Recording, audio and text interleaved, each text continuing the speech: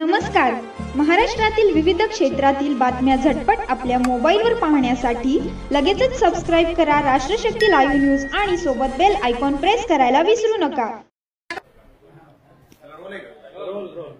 अण्णा, तुम्ही ऐकलं असेल आता पवार साहेब काय नेमकं तुमच्याबद्दल बोलले, काय तुमची पहिली प्रतिक्रिया त्याबद्दल आहे? कारण थेट दम तुम्हाला या ठिकाणी दिलेला आहे. त्यांनी सांगितलंय लक्षात ठेवा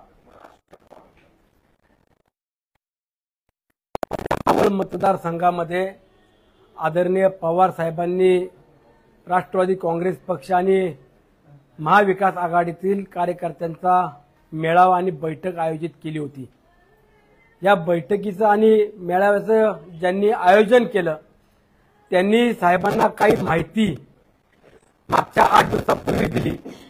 त्यामध्ये मावळ तालुक्यातील शेकडो कार्यकर्ते हे अजितदादांची साथ सोडून आदरणीय पवार साहेबांबरोबर यायला तयार आहेत आणि साहेब आपण मावळ तालुक्यामध्ये आलं पाहिजे, आपल्या हस्ते अनेक जणांना पक्ष प्रवेश करायचा आहे, अशा पद्धतीची खोटी माहिती देऊन आज पवार साहेबांना मावळ तालुक्यामध्ये निमंत्रित केलं आणि प्रत्यक्षामध्ये कार्यक्रम सुरू होत असताना राष्ट्रवादी काँग्रेस पक्षातील साधारणतः 35 ते 40 एवढेच कार्यकर्ते त्या ठिकाणी उपस्थित होते. या व्यतिरिक्त महाविकास आघाडीतील शिवसेना पक्षातील काही कार्यकर्ते, काँग्रेस पक्ष आणि मित्र पक्षातले अशा एकंदरीत सर्व सभागृहामध्ये 150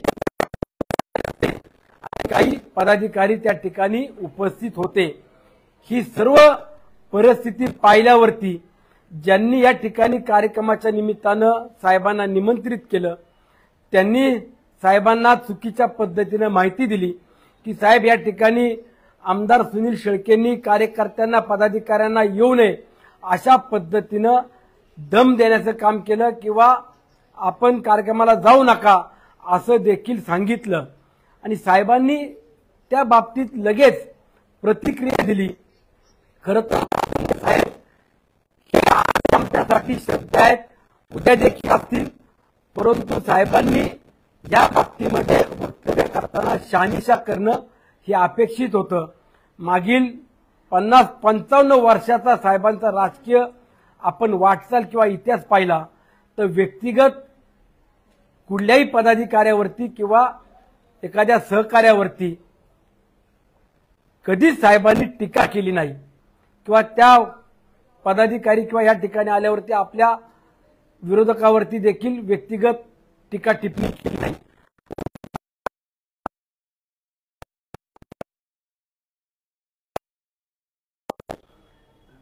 आपण संपूर्ण महाराष्ट्रातली परिस्थिती पाहत असाल आणि त्यात मावळ तालुका यातली देखील परिस्थिती आज साहेबांनी प्रत्यक्षात पाहिली की त्यांचं असं म्हणणं आहे की तुम्ही त्यांच्या वाट्याला गेला, मी कुणाच्या वाट्याला जात नाही, माझ्या जर तुम्ही वाट्याला गेलं तर मी सोडत नाही, हा इशारा त्यांनी दिलेला आहे. काय नेमकं तुम्ही वाट्याला गेले त्यांच्या? मी साहेबांना या बाबतीत जाऊन भेटणार आहे.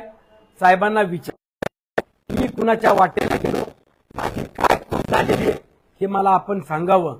परंतु आपण जसं सांगितलं की तुम्ही कार्यकर्त्यांना इथं दम देता किंवा कार्यकर्त्यांना येऊ नये म्हणून फोन करून सांगितलं की ज्यांनी कोणी माहिती आपल्याला दिली त्यांनी सुद्धा माहिती खरी दिली का खोटी दिली हे सुद्धा आपण जाणून घ्यायला पाहिजे होतं. एवढीच माझी अपेक्षा आहे. परंतु साहेबांनी जे काही वक्तव्य केलं याची मी नक्कीच दखल घेणार. पुढील 8 दिवसामध्ये मी कुणाला फोन केला, कुणाला दहशत केली, कुणाला दादागिरी केली, कुणाला दम दिला किंवा कुणाला फोन करून सांगितलं की साहेब मावळ तालुक्यात येत आहेत आपण जाऊ नका, असा एक तरी व्यक्ती आपण उभा करावा. अशा एका तरी व्यक्तीनं आपल्याला पुराव्याशी माहिती द्यावी.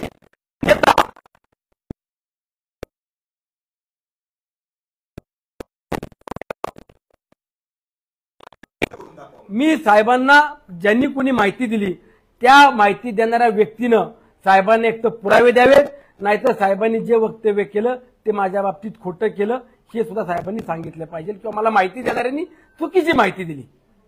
परंतु आजपर्यंत आपण बघितलं की साहेबांनी असं काही केलेलं नाहीये. गेली 5 वर्षातला तुमचा सगळा त्यांनी या भाषणामध्ये सगळं काढलेलं आहे की तुम्हाला आमदार कुणी केलं, तुमच्या अर्जावरती सही केली, तुमच्यासाठी प्रचार कुणी केला, हे सगळं त्यांनी काढलेलं आहे. ही वेळ नेमकी आली आहे त्यांच्यावरती? हे बघा, मला आजही माहित आहे, उद्याही ते सांगेल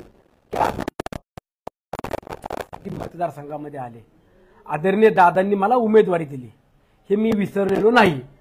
परंतु आपण जो माणूस माझ्या मायबाप जनतेचे प्रश्न सोडवतो, जी व्यक्ती हजारो कोटी रुपयाचा निधी माझ्या मतदारसंघातल्या विकास कामांना देते, त्या आदरणीय अजितदादांची मी साथ का सोडावी? त्या अजितदादांना मी ताकद दिली पाहिजे, मी त्यांच्या मागे उभं राहिलं पाहिजे, हे माझं व्यक्तिगत मत होतं. यातून मी दादांच्या पाठी खंबीरपणे उभं राहिलो. यात जर माझी कुणाला चूक वाटत असेल तर उद्या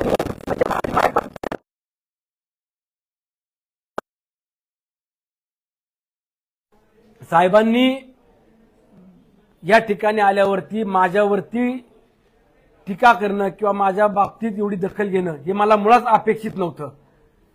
की जे देशाचं नेतृत्व करतायत त्या साहेबांनी माझ्या बाबतीत अशी दखल घेणं किंवा मला तंबी देणं हे साहेबांकडनं मला कधीच अपेक्षित नाही. आणि असं साहेब का बोलले हा सुद्धा माझ्यासमोर प्रश्न पडलेला आहे. तुमचं अजित पवारांनी जेव्हापासून वेगळी भूमिका घेतली, तुम्ही त्यांच्या सोबत गेलेला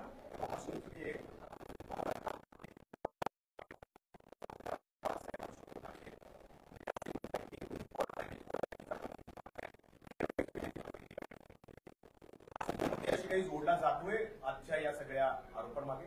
नाही, नक्कीच काही यालाही त्या बाबतीत आपण नाकारू शकत नाही की मी सातत्यानं रोहित दादांच्या बाबतीत जे काही वक्तव्य करतो त्यामध्ये ज्या काही घडामोडी झाल्या त्यातला साक्षीदार मी सुद्धा आहे, त्यातला साक्षीदार रोहित दादा सुद्धा आहे. आणि मग आपण ऐन वेळेला आपली भूमिका बदलणं आणि दादांना उघडीच किंवा दादांना तोंड घशी पाडणं, दादांना खलनायक करणं, हे जे काही प्रकार आपण करण्याचा प्रयत्न करताय हा प्रकार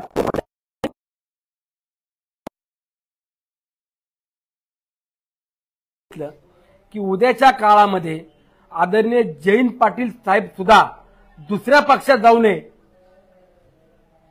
आणि जर ते गेले तर याला फक्त जितेंद्र आव्हाड आणि रोहित पवार हे दोघजण कारणीभूत असतील. यापुढेही आपण असंच जशास तसं उत्तर देणार आहात? कारण तुम्ही आव्हान दिलंय तर पवार साहेब काहीतरी त्याच्यावरती नक्कीच मी साहेबांची भेट घेणार. साहेबांना मी विचारणार देखील की साहेब माझ्या बाबतीत तुम्हाला जी कुणी माहिती दिली त्या माहितीत आपण प्रत्यक्षात पाहिली नाही किंवा आपण ती विचारून काय केलं होतं.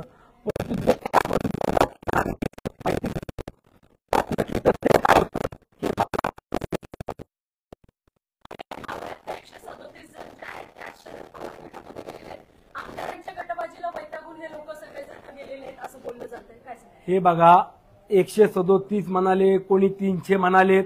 आज जे आदरणीय पवार साहेबांसोबत गेले त्यापैकी एकाही व्यक्तीनं, फार तर मी म्हणतो 2 किंवा 3 व्यक्तीनं दादांच्या ॲफिडेव्हिट करून आम्ही दादांच्या सोबत आहोत हे ॲफिडेव्हिट करून फॉर्मवरती ज्या वेळेला दिलं त्यामध्ये फक्त 2 असतील किंवा 4 असतील. जेवढे आज गेलेले आहेत 30 ते 35 जण गेलेत, त्यामध्ये एकानेही आम्ही अजितदादांसोबत आहोत अशा पद्धतीचं ॲफिडेव्हिट आम्हाला दिलेलं नव्हतं. ते पहिल्यापासून साथ सोडून पवार साहेबांसोबत गेलेत असं मुळीच नाही. ज्या वेळेला अजितदादांना निवडणूक आयोगाकडनं आपले सभासद किती आहेत या बाबतीतले ॲफिडेव्हिट करून देण्याचे फॉर्म प्रत्येक मतदारसंघामध्ये दिले, त्यामध्ये आज जे पवार साहेबांना सांगतात की आम्ही तुमच्यासोबत आलो, यातल्या एकाही व्यक्तीनं आम्हाला ते फॉर्म ॲफिडेव्हिट भरून दिलेलं नाही. त्यामुळे ते 137 सांगतायत, मला फक्त 137 सांगणारे किंवा 300 सांगणाऱ्यांना माझी विनंती आहे, आपण 37 जणांची तरी नावं प्रसिद्ध करा. तुम्ही म्हणताय की चुकीची माहिती दिली असेल त्यांनी पवारांना, पण नेमकं काय कारण असं चुकीचं? मावळ तालुक्यातील मायबाप जनता सुज्ञ आहे. मावळ तालुक्यातील जनतेला दहशत, दादागिरी, गुंडशाही, झुंडशाही चालत नाही. मावळ तालुका विकास कामांना प्राधान्य देणार आहे. सुखादुःखामध्ये उभा राहणाऱ्या व्यक्तीच्या मागे उभा राहणारा हा मावळ तालुका आहे. आणि त्याच पद्धतीनं आज मावळ तालुक्यातल्या जनतेनं आदरणीय पवार साहेबांना किंवा त्यांच्यासोबत असणाऱ्या सहकार्यांना देखील दाखवलं की आम्ही या तालुक्यातला विकास करणाऱ्या अजितदादांच्या सोबत खंबीरपणाने उभे आहोत. त्यामुळं जे काही आज वक्तव्य केलं त्या वक्तव्याबाबत मी साहेबांची भेट घेऊन देखील विचारणार. आपल्याला कोणी माहिती दिली, आपल्याला काही त्यातले पुरावे आहेत किंवा आपल्याला जे कोणी सांगितलं त्या बाबतीतली जर काही शहानिशा करून आपण जर बोलले असाल तर मला ते सांगावं. एवढंच माझं त्यांच्याकडे मागणं असणार आहे. तालुक्याचे ज्येष्ठ नेते मदन बापना वारंवार बोलतात तुम्ही त्यांना दम देताय म्हणून, तो धागा पकडून आज पवार साहेब असं बोलले असतील. हे बघा, मी मागेही सांगितलं की ज्यांना कुठं माहिती